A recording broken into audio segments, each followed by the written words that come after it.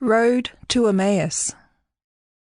That very day, two of them were going to a village named Emmaus, about 7 miles from Jerusalem, and they were talking with each other about all these things that had happened.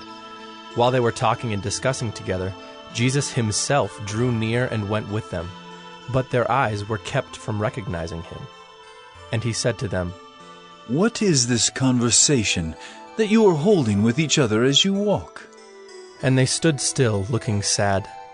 Then one of them, named Cleopas, answered him, "Are you the only visitor to Jerusalem who does not know the things that have happened there in these days?" And he said to them, "What things?" And they said to him, "Concerning Jesus of Nazareth, a man who was a prophet, mighty in deed and word before God and all the people, and how our chief priests and rulers delivered him up to be condemned to death and crucified him. But we had hoped that he was the one to redeem Israel. Yes, and besides all this, it is now the 3rd day since these things happened." Moreover, some women of our company amazed us.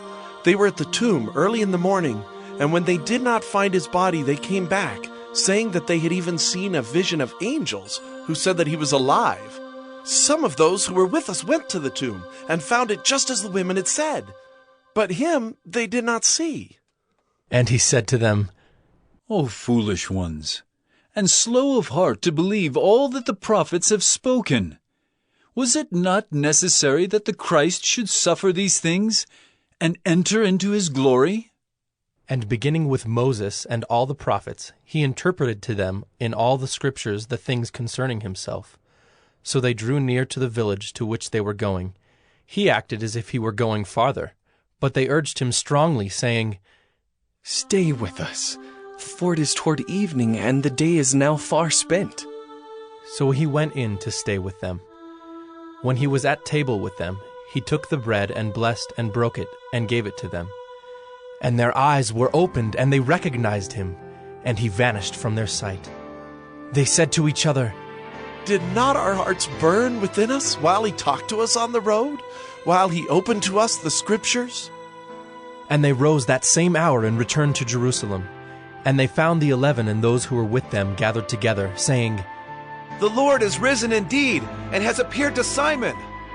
Then they told what had happened on the road, and how he was known to them in the breaking of the bread. As they were talking about these things, Jesus himself stood among them, and said to them, "Peace to you." But they were startled and frightened, and thought they saw a spirit. And he said to them, "Why are you troubled?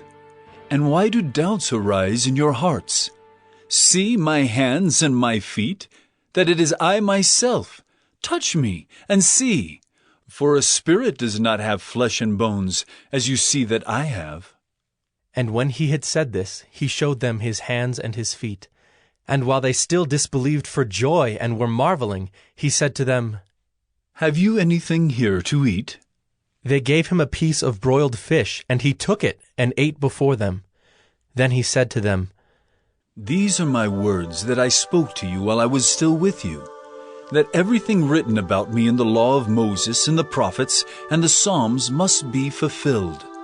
Then he opened their minds to understand the scriptures, and said to them, "Thus it is written, that the Christ should suffer, and on the 3rd day rise from the dead, and that repentance and forgiveness of sins should be proclaimed in his name to all nations, beginning from Jerusalem. You are witnesses of these things.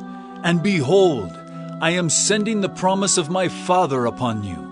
But stay in the city until you are clothed with power from on high."